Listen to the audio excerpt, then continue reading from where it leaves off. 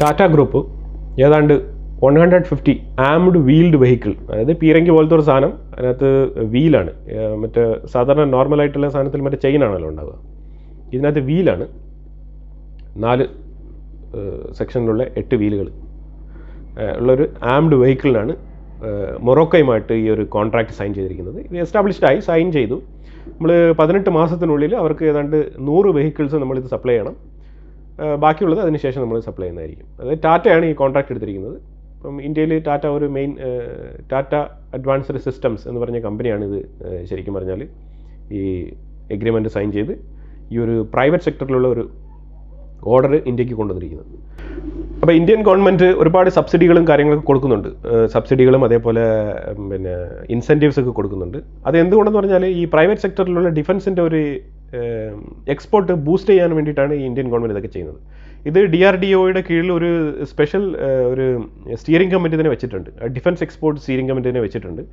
അപ്പോൾ ആ കമ്പനി ഇതിനെല്ലാം നേതൃത്വം വഹിക്കുന്നതാണ്. ഈ പ്രൈവറ്റ് കമ്പനികളാണെങ്കിലും അവരെ നേതൃത്വം വഹിക്കുന്നതിനും അവരെ ലീഡ് ചെയ്യുന്നതിനും അവർക്കുള്ള സപ്പോർട്ട്, അഡ്വൈസ്, ട്രെയിനിങ് ഇതെല്ലാം കൊടുക്കുന്നത് ഈ നമ്മുടെ ഇന്ത്യൻ ഗവൺമെൻറ്റിൻ്റെ ഭാഗത്തുള്ള ഒരു സെക്ഷൻ തന്നെയാണ്. ഈ സ്റ്റിയറിംഗ് കമ്മിറ്റിയിൽപ്പെട്ട അതിൻ്റെ കീഴിലുള്ള ആൾക്കാർ തന്നെയാണ്.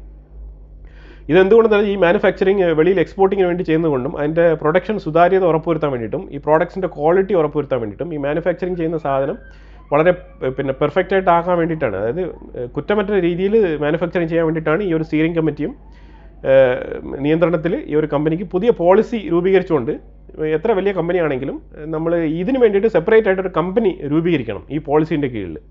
അപ്പോൾ ആ പോളിസിയുടെ കീഴിലാണ് ഈ കമ്പനികളെല്ലാം രജിസ്റ്റർ ചെയ്തിരിക്കുന്നത്, ടാറ്റ ഉൾപ്പെടെ. ടാറ്റ മാത്രമല്ല, ടാറ്റ, മഹീന്ദ്ര, റിലയൻസ്, L&T ഇതേപോലത്തെ മേജർ പ്ലെയറൊക്കെ ഉണ്ട് ഇതിനകത്ത്.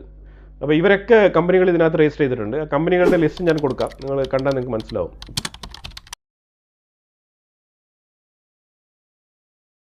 ഇത്രയേറെ കമ്പനികളുണ്ട് അതിനകത്ത്. ഈ പോളിസി എന്ന് പറഞ്ഞാൽ DPEPP എന്നാണ് അതിൻ്റെ ഒരു ഷോർട്ട് ഫോം. 2020 രൂപീകരിച്ചൊരു പോളിസിയാണിത്. പിന്നെ ഈ പോളിസി രൂപീകരിക്കുമ്പം എയിം ചെയ്തിട്ടെന്ന് പറഞ്ഞാൽ നമ്മൾ 25 മില്യൺ, അതായത് അടുത്ത ഫിസിക്കൽ എന്ന് പറഞ്ഞാൽ ഒരു ഫിനാൻഷ്യൽ ഇയർ ആണ് കേട്ടോ. അതായത് ഏപ്രിൽ മുതൽ മാർച്ച് 31 വരെ, നെക്സ്റ്റ് ഇയർ മാർച്ച് 31 വരെ, അതാണ് ഫിസിക്കൽ ഇയർ എന്ന് പറയുന്നത്. ആ ഫിനാൻഷ്യൽ ഇയർ, അതായത് 2025 ഫിനാൻഷ്യൽ ഇയറിനുള്ളിൽ 25 ബില്യണിനുള്ള എക്സ്പോർട്ടാണ് ഇന്ത്യൻ ഗവൺമെൻറ് ഉദ്ദേശിക്കുന്നത് ഡിഫൻസ് സെക്ടറിൽ. എന്നാൽ മാത്രമേ നമ്മൾ ഇത്രയും പിന്നെ ഇൻവെസ്റ്റ്മെൻറ്റിനുള്ള നമുക്കൊരു ഗുണം നമുക്ക് കിട്ടത്തുള്ളൂ.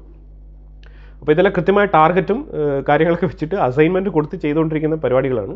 അപ്പോൾ എന്തായാലും ടാറ്റ ഈ കൊണ്ടുവന്ന ഈ ഒരു പിന്നെ ഓർഡർ പ്രൈവറ്റ് സെക്ടറിന് നല്ലൊരു ബൂസ്റ്റപ്പ് ആയിട്ടുണ്ട്.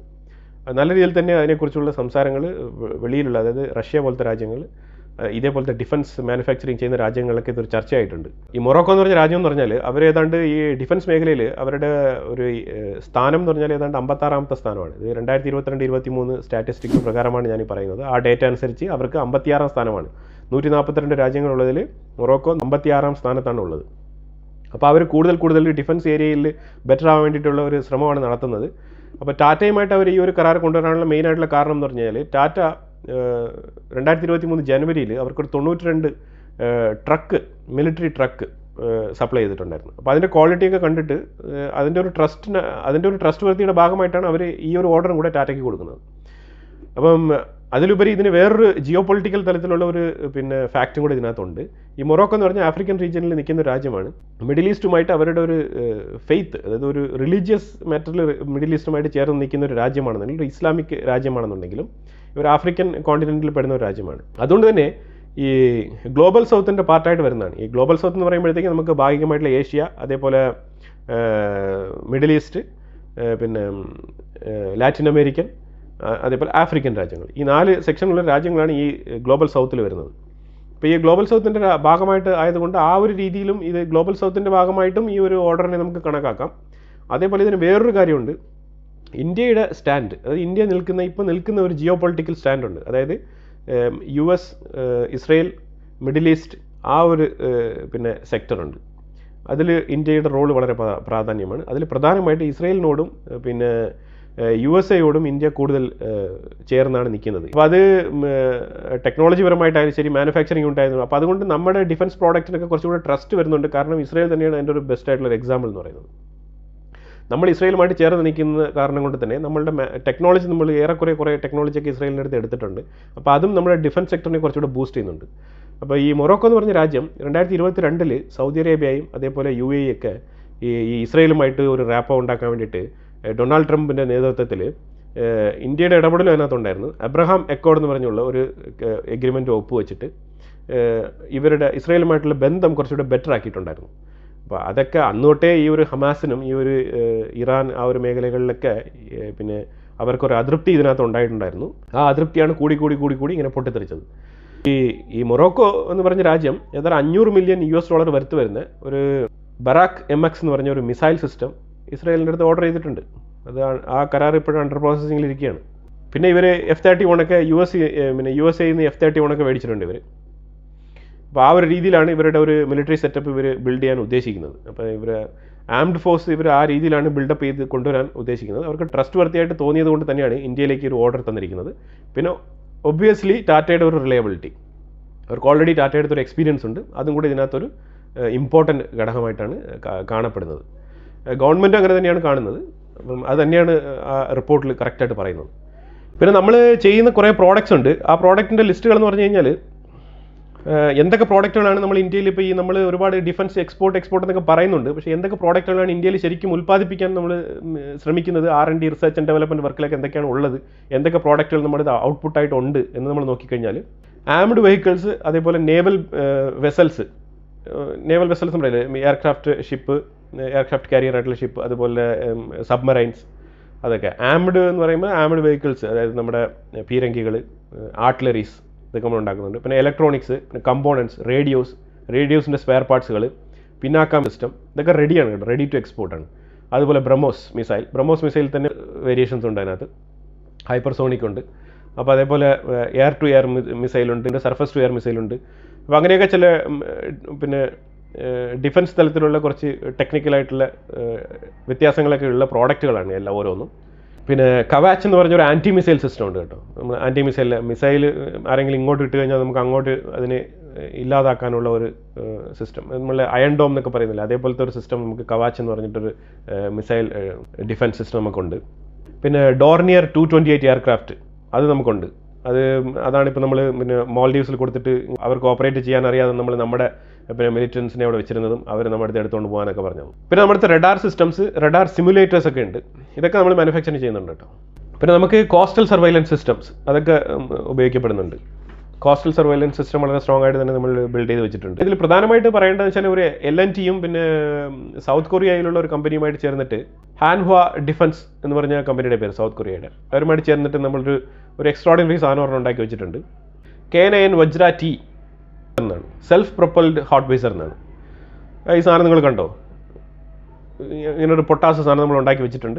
ഇതിന് നല്ല ഡിമാൻഡുള്ള സാധനമാണ്. ഇത് നല്ല രീതിയിൽ ഇതിന് മാർക്കറ്റ് വാല്യൂ ഉണ്ടാവും എന്ന് പ്രതീക്ഷിക്കപ്പെടുന്നുണ്ട്. നല്ല രീതിയിലുള്ള പ്രതീക്ഷ ഇതിനകത്ത് ഇന്ത്യൻ ഗവൺമെൻറ്. ഒരു അഡ്വാൻസ്ഡ് ലൈറ്റ് ഹെലികോപ്റ്റർ, അത് നമ്മൾ പിന്നെ നമ്മുടെ മഹേന്ദ്ര കമ്പനിയാണ് അത് മാനുഫാക്ചർ ചെയ്തിരിക്കുന്നത്. ധ്രുവ് എന്നാണ് അതിൻ്റെ പേര്. അത് നമ്മൾ നേപ്പാളിനും അതേപോലെ മൊറീഷ്യസിനൊക്കെ നമ്മൾ സപ്ലൈ ചെയ്തിട്ടുണ്ട്. റിലയൻസ് നേവൽ എഞ്ചിനീയറിംഗ് കമ്പനി ഒരു പിന്നെ patrolling vessel, offline patrolling vessel build ചെയ്യുന്നുണ്ട്. അത് ശരിക്കും എയിം ചെയ്യുന്നത് ഈ ഇന്ത്യൻ ഓഷൻ റീജിയനിലുള്ള സ്മോളസ്റ്റ് കൺട്രീസിനെയാണ്. അവർക്ക് ബഡ്ജറ്റ് ഫ്രണ്ട്ലി ആയിട്ട് മേടിക്കാൻ പറ്റുന്ന രീതിയിലാണ് അത് അവർ മാനുഫാക്ചറിങ് ചെയ്തുകൊണ്ടിരിക്കുന്നത്. അപ്പോൾ എല്ലാം കൃത്യമായ ടാർഗറ്റ് വെച്ചുകൊണ്ടാണ് നമ്മളെല്ലാം മാനുഫാക്ചറിങ് ചെയ്തുകൊണ്ടിരിക്കുന്നത്. ഇപ്പോൾ മനസ്സിലായില്ലേ, ഇത്രയും കമ്പനികൾ ഇതിനകത്ത് ഹാർഡ് വർക്ക് ചെയ്തുകൊണ്ടിരിക്കുകയാണ്. പിന്നെ ഇതിനകത്ത് ഒരു 200 കമ്പനികൾ നമ്മൾ ഈ കമ്പോണൻസ് മാനുഫാക്ചറിങ് ചെയ്യാൻ വേണ്ടിയിട്ടുള്ള ഒരു സെക്ഷനിൽ അവർക്ക് പിന്നെ സ്റ്റാർട്ടപ്പിൽ വന്നിട്ടുണ്ട് കേട്ടോ. അവരെല്ലാം ഈ ഒരു മേജർ കമ്പനികളുമായിട്ട് ചേർന്നുകൊണ്ടാണ് ആ വർക്ക് ചെയ്യുന്നത്. അപ്പോൾ അതും ഇതുപോലെ വെരിഫിക്കേഷൻസും DRDOയുടെ നേതൃത്വത്തിലുള്ള കമ്മിറ്റി, സ്റ്റിയറിംഗ് കമ്മിറ്റി എല്ലാം വെരിഫൈ ചെയ്തിട്ടാണ് ഈ ഓരോ പ്രോഡക്റ്റുകളും പിന്നെ വെളിയിൽ വന്നുകൊണ്ടിരിക്കുന്നത്. അപ്പോൾ അത്രയും റിലയബിലിറ്റി ഉറപ്പ് വരുത്തിക്കൊണ്ട് സുതാര്യമായിട്ടുള്ള മാനുഫാക്ചറിംഗ് ആണ് ഇന്ത്യയിൽ നടക്കുന്നത്. അപ്പോൾ അത് ഓരോ തവണ നമ്മുടെ പ്രോഡക്റ്റ് തവണ മേടിച്ച് നോക്കുമ്പോഴേ അവർക്ക് മനസ്സിലാവുള്ളൂ ഇതിൻ്റെ ക്വാളിറ്റി എന്താണെന്നുള്ളത്. അപ്പോൾ ഈ നമ്മൾ കൂടുതൽ ഇങ്ങനെ മുന്നോട്ട് വന്നു കഴിഞ്ഞാൽ ചൈനയൊക്കെ 7 അയലത്ത് അടുക്കാൻ പറ്റാത്ത രീതിയിലുള്ള ഒരു പോക്ക് വരുന്ന ഒരു 4-5 വർഷത്തിൽ നിങ്ങൾക്ക് കാണാൻ കഴിയും. ഡിഫൻസ് മേഖലയിൽ ഇന്ത്യ വൻ കുതിച്ചുചാട്ടം നടത്താനുള്ള ഏർപ്പാടാണ് നടന്നുകൊണ്ടിരിക്കുന്നത്. കാരണം അമ്മാതിരി രീതിയിലുള്ള മാനുഫാക്ചറിങ് നടക്കുന്നുണ്ട്. പിന്നെ നമ്മൾ ഈ ഡിഫൻസ് പ്രോഡക്റ്റ് ഉണ്ടാക്കുന്നത് പറഞ്ഞാൽ രാജ്യങ്ങൾ തമ്മിൽ അടികൂടാനല്ല ഇത് ഉണ്ടാക്കുന്നത്. നമ്മൾ ഏറ്റവും കൂടുതൽ ഡിഫൻസ് പ്രോഡക്റ്റ് നമ്മളുടെ സെക്യൂരിറ്റി സർവൈലൻസ് എല്ലാം നമ്മൾ വളരെ പ്രൊട്ടക്ഷനായിട്ട് വെച്ച് കഴിഞ്ഞാൽ ഈ അടി ഉണ്ടാവത്തില്ല എന്നുള്ളതാണ് എൻ്റെ വസ്തുത. അപ്പോൾ നമ്മൾ ഓരോ രാജ്യത്തിൻ്റെയും സെക്യൂരിറ്റി ഉറപ്പുവരുത്തി കഴിഞ്ഞാൽ ഈ അടിയും പിടിയൊക്കെ നിൽക്കും.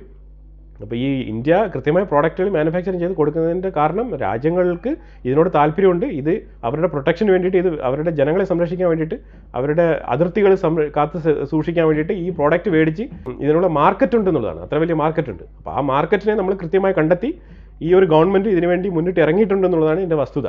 പിന്നെ നമ്മൾ ലക്ഷ്യം വയ്ക്കുന്ന രാജ്യങ്ങൾ എന്ന് പറഞ്ഞാൽ Italy, Saudi Arabia, France, Maldives, Sri Lanka, ഇതേപോലത്തെ രാജ്യങ്ങളൊക്കെ നമ്മുടെ ബയർ ടാർഗറ്റിൽ വരുന്ന കൺട്രീസാണ് ഇതൊക്കെ. അർമേനിയയൊക്കെ ഈ ലിസ്റ്റിൽ വരുന്ന കൺട്രീസാണ്. അർമേനിയയൊക്കെ ഓൾറെഡി നമ്മുടെ കസ്റ്റമറാണ്, നമ്മുടെ ക്ലയൻ്റാണ് ഓൾറെഡി. അപ്പോൾ ഇതുപോലത്തെ ഡിഫൻസ് ന്യൂസുകൾ തീർച്ചയായിട്ടും നിങ്ങളെ അപ്ഡേറ്റ് ചെയ്യുന്നതായിരിക്കും. നമ്മുടെ നാട്ടിൽ നടക്കുന്ന പിന്നെ നമ്മുടെ നാടിന് ഗുണം ചെയ്യുന്ന ഇതേപോലത്തെ പ്രോജക്റ്റുകളെ കുറിച്ചുള്ള വീഡിയോകൾ തുടരെ വരുന്നതായിരിക്കും. ഈ ഒരു കരാർ, ഇപ്പോൾ ടാറ്റയ്ക്ക് കിട്ടിയ ഈ ഒരു കരാർ നമ്മുടെ നാടിന് പ്രൈവറ്റ് സെക്ടറിലുള്ള ഇതേപോലെ ഡിഫൻസ് മാനുഫാക്ചറിങ് കമ്പനികൾക്ക് ഒരു ഊർജ്ജമാണ്, മറ്റുള്ള രാജ്യങ്ങൾക്കും കൂടെ ഒരു മോട്ടിവേഷനാണ്.